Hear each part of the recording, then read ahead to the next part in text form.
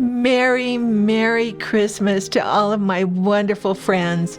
Merry Christmas to you from all of us here at Making Home with Grammy. Today, I wanted to share something really important with you, a wonderful book, because that's one of our traditions at Christmas time is to read and watch beautiful stories. So I have a new story for you. It's a beautiful book called Carl's Christmas Carol, and the illustrations are delicious. They are so amazing. Elspeth Young has done the illustrations, and this is a true story. Carl was the first boy in his family. Mama and Daddy taught him to be an example of hard work, honesty, and obedience. Mama said she could always count on Carl to tell her the truth, even when it got him in trouble. Carl was born in Joseph, Utah, a pleasant little town full to the brim with cousins, aunts, uncles, and relatives of one sort or another. Folks were proud of the cultured little community they had carved out of the Utah wilderness. Folks referred to the town as Joseph, or Joetown for short. Joseph's dusty streets were busy with both wagons and Model T Fords, and the air was full of music. After the day's work was done, music flowed out of the windows and down the streets of Joseph. Each summer morning, Carl would join the other children and herd the cows to Rorinsky's pasture, which was surrounded by gigantic trees and wildflowers. It was a perfect place for imagining. The little group of friends would make hollyhock dolls, stick sheep, and doll furniture from the burrs of sticker weeds. They would stack rocks to make castles and then defend them. They knew how to make fun out of nothing. As they walked home every evening, the children sang their favorite songs. Carl loved his 10-year-old life. It was full of fishing, riding horses, walking barefoot in the cool, wet mud, and music. Foot stomping, hand clapping, loud singing music. You could say that music was in Carl's bones. It flowed through his family tree as far back as his pioneer ancestors who crossed the prairie. Carl's grandpa, Levi, was the first music teacher in town. He organized a marching band, taught music, and of course, farmed on the side. It was not unusual to hear Grandpa playing his violin out on his farm while his horses and all of his cows wandered off. He could play classic violin, but folks loved his blazing hot fiddle music best. Now Grandma, Amita, on the other side of the family tree, played the pump organ. She had sent for a correspondence course and taught herself and her daughters to play. Every Saturday afternoon, 4 gentlemen from town would come to Grandma Moore's house, pick up the small pump organ, and carry it to the church for dances on Saturday night and church on Sunday morning. After church, they would carry it back to the Moore home. Great-Grandpa Alpheus played the 5-string banjo. Carl's mama played the organ and piano, and she was the chorister of the church choir. Carl's daddy and all of his uncles were members of Joseph's first silver band. Daddy played the cornet and drums, and every 4th of July, all the members of the silver band, young and old, would sleep in the town hall so that at sunrise, they could parade through the town, waking folks up. It was Carl's job to run in front of the band through the town, banging on doors. He longed for the day when he would have an instrument of his very own so that he could make music too. Holidays always included a town picnic where everyone brought their signature dish. The serving tables were loaded with delicious food. Carl could eat anything he wanted and as much as he wanted. Mama usually brought her prize-winning rice pudding. It was Carl's favorite. As the stars came out, the town folk gathered round a bonfire and sang. Everyone knew the words. Mama would lead out, and everyone would follow. Saturday night was dance night. Mama played piano and Daddy played the drums. Carl would curl up on a quilt Mama placed behind the piano and fall asleep to the rhythm of boots stomping on the old wooden floor. The music covered him and comforted him like a quilt. Carl's Mama and Daddy worked hard to care for their family. Daddy had a little farm just outside of town that provided vegetables and a scant income for the family. Mama often said, if all we had to rely on was that farm, we'd starve to death. The family also had 150 beehives. They depended on the sale of honey and milk from their cow and cream to make ends meet. Farming life in Joseph, Utah had its struggles. Folks expected that, but by the year 1935, the folks in Joseph had been struggling with something called the Great Depression for 6 years, and they were bone weary. Uncle Maury said it was as though a gigantic dog had you by the throat and was squeezing the life out of you. There was no work, no money, and nothing to look forward to. Even hope was scarce. Homeless men walked along the railroad tracks. They wandered in and out of town asking for work or at least for a meal.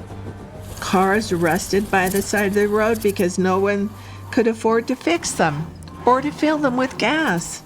Mama sold her piano and Daddy sold his drums. That spring, most of the beehives in the county caught a horrific disease called foul brood. It killed the baby larvae before they could emerge and filled the air with a sickening stench. The only way to stop the spread of foul brood was to burn the beehives, and Carl's family had to burn 135 of their 150 beehives. It was a devastating blow to the family. Carl remembered the huge fire the night they burned the hives. It was beautiful and terrible, all at the same time. Everything was getting thinner: clothes, soup, and people. Even the cow's milk seemed to be thinner. Everything was stretching so far it felt like it would pull apart. The soles of Daddy's work boots had holes bigger than silver dollars, and Daddy often said, "These old boots let in more than they keep out." The hymns at church were sung with more urgency. The folks in town believed that a song from the heart was as good as a prayer, and they opened their hearts and sang and sang. At night, Carl would climb into the big tree next to Grandpa's house. From there he could hear the radio. Even the music was sad. Even so, there was one bright, hopeful spot for Carl that year. The town was buzzing with news that when school started, there would be a harmonica band for the 5th and 6th graders. At last, Carl knew the instrument that he would play, the harmonica. He was so excited. At night, Carl would often hear harmonica music on the radio, and he loved it. He could imagine himself playing it. When he asked Mama about getting 50 cents to order the harmonica for the band, she stroked his hair and left the room. One Tuesday morning in early spring, everything took a turn for the worse for Carl and his family. A shiny black car drove up in front of the house. A gentleman dressed in a dark blue suit came to talk to Mama and Daddy. When he left, there was a yellow sign on the front gate. This farm, with farmhouse, for sale. Make an offer to the bank. That evening, Daddy explained to the children that they had lost the house and the farm. The family would live in their tent until Daddy could find work. Luckily, summer was coming and they would have a few months before the cold set in. Mama sat motionless with the baby on her lap. The family had lost the only home that they had ever known. Mama and Daddy put up their old canvas tent on the little strip of public land next to their home. At night, Daddy pulled the car up next to the tent. Mama and Daddy slept with the girls and the baby in the tent, while Carl and his 2 younger brothers slept in the car. At first, living in the tent felt like a party. At night, Carl could see the stars in a whole new way. It wasn't long, however, before the children began to long for the hot homemade bread that used to come out of Mama's old black stove. Folks in town told Daddy that he could sneak back into the house and that no one would tell the bank. But Daddy said all he had left was his pride and his principles. He and his family would stay in the tent. It was a desperate time for Daddy and Mama. There was no work for Daddy.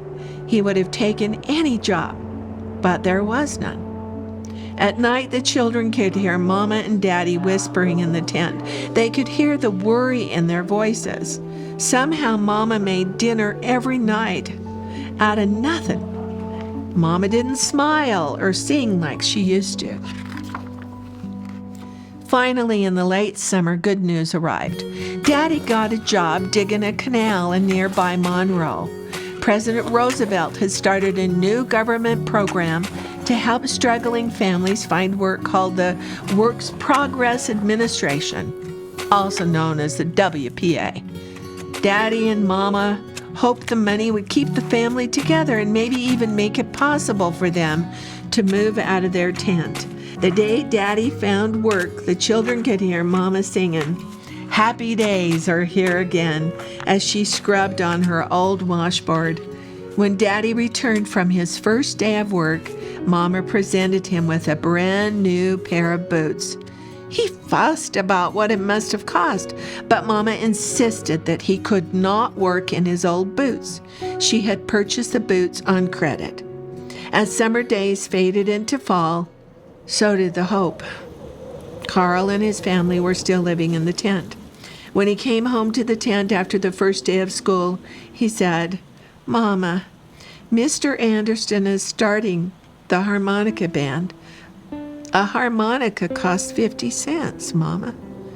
Mama interrupted him and said, "Carl, today I don't have enough money to buy the bread for my family. If I had 50 cents, I could buy bread and food for a whole week." Carl knew it was true, and he vowed never to speak of the harmonica again. His heart ached, and he started praying for a miracle. On the first day of each month, the checks from the WPA would arrive by mail. In October and then November, Carl waited at the post office for the check so he could deliver it to Daddy, hoping there would be some left for a harmonica. His heart would sink each time Daddy came home from settling his debts with the grocer and told Mama that all the money was gone. Carl tried not to show his disappointment, but Daddy could see it on his son's face. Every day when Carl walked home from school, he could hear the harmonica band practicing, and he longed to be there. By mid-November, the weather had changed. Cold wind whipped through the tent. Colored leaves drifted through the air. Daddy's work on the canal had stopped. Caring folks in town made an additional job available to Daddy. It seemed that the town needed a sexton for its tiny cemetery. It paid a small amount to dig a grave. It was back-breaking work with pick and shovel. The job came with a 2-room shack at the bottom of Cemetery Hill. The shack would be a snug fit for the family, but it would provide shelter from the snow that would soon come. The day his family moved into the shack, Carl shut the door against the wind and let out a huge sigh of relief. The pot-bellied stove radiated warmth. Mama had a pan of beans and ham simmering away, and it smelled so good.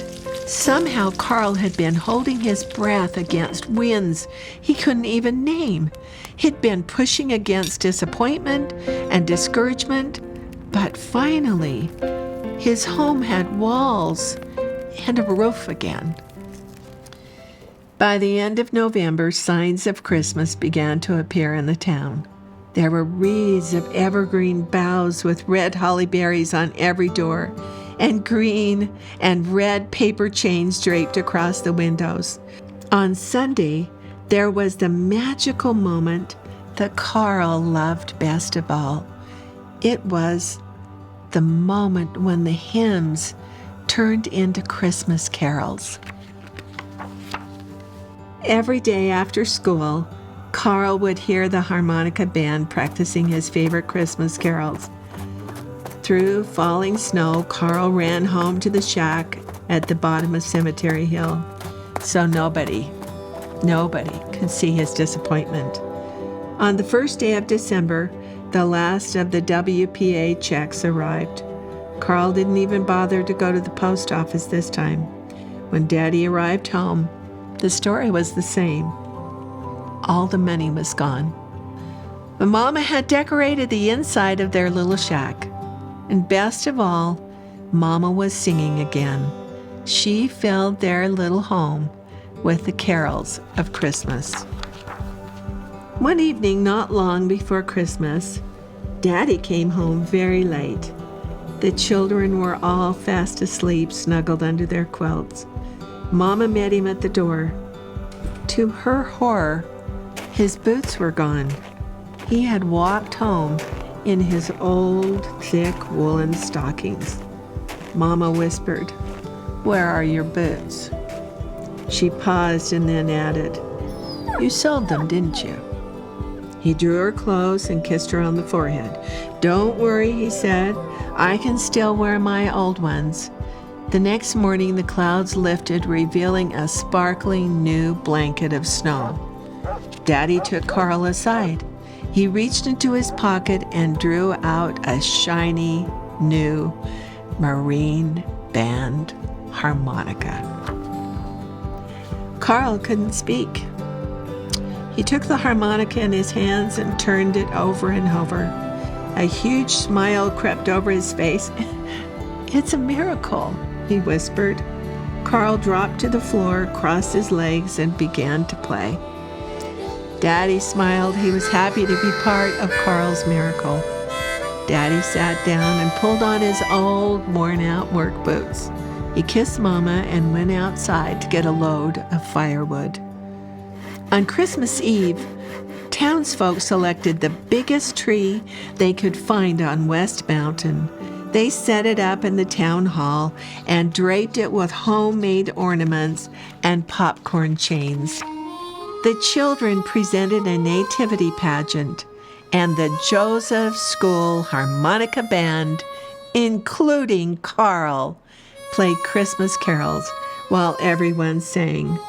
The room was filled with a spirit of peace and plenty. Later that evening, Carl's family gathered around the potbelly stove.